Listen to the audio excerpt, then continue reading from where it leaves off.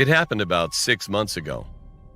I was in a scouting group, and at the end of the semester with the last group meeting, we always did something special. But this time was a little different. Instead of going indoor climbing, our scout leaders decided to go canoeing. I was really excited about it because I'd never canoed before. As always with every trip, we should have to be an hour earlier as we were riding our bikes to the destination. I noticed something. It was a creepy-looking old man staring at us, with an almost psychopathic-like grin on his face. His clothes looked old and dirty. But I shook it off, thinking that even if the guy was some kind of creep, it still wouldn't matter because we were with a group. As we arrived at our destination, the guy from the canoe company told us how to row and that we had to choose our buddy to canoe with. I chose my friend Noah that we'd been friends since elementary. We got to go first, and it was sort of a race, so we were happy to go first. But within 10 minutes, we got passed by my little brother and his friend. It went pretty normal after that. We saw this guy in the middle of the stream in a boat, just fishing and sipping a beer. 10 minutes after, I saw the same guy I saw on the way here.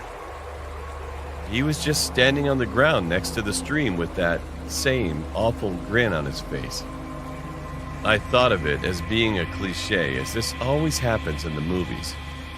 Noah also said, it's probably just a coincidence. He said this place is a popular camping place, especially at this time of the year. To be honest, he wasn't that scary that time. He might just be an old crazy man trying to scare some of the kids. So I just canoed on, and half an hour later, we were at the end. I got wet, so I grabbed a towel, and we went back to the meeting place. After that, I was going home alone, riding my bike. And I saw that same old guy in a car with another man who was sitting back seat. And they started slowing down.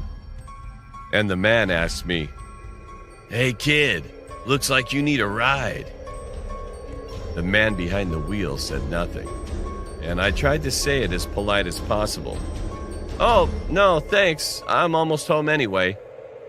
As I looked at the man again, and I noticed fury and madness in his eyes, which I didn't know why. I just got scared, so I pedaled my bike out of fear of being kidnapped. But the car started chasing me, and they blocked the road. It was around 9 p.m. in a suburban neighborhood. Nobody was out on the street. As that guy opened the door, he jumped out and pushed me aside from my bike. I saw him with a gun in his hand. Then he finally knocked me out unconscious. I don't remember how many hours passed. However, I could hear the sirens dimly. 2 police officers saw this car was speeding, so they were chasing him. I also heard gunshots, which made me so scared. And then they shouted, "Shots fired! Shots fired!" 2 minutes later, the gunshots stopped, and the trunk where I was opened. It was a police officer. He took me out and told me, "It's safe now. Don't worry." Later, an ambulance arrived soon, so I could go to the hospital and met my parents there. Now 6 months passed, but I still think about what if the police officers didn't see them and they took me to the place where they were heading.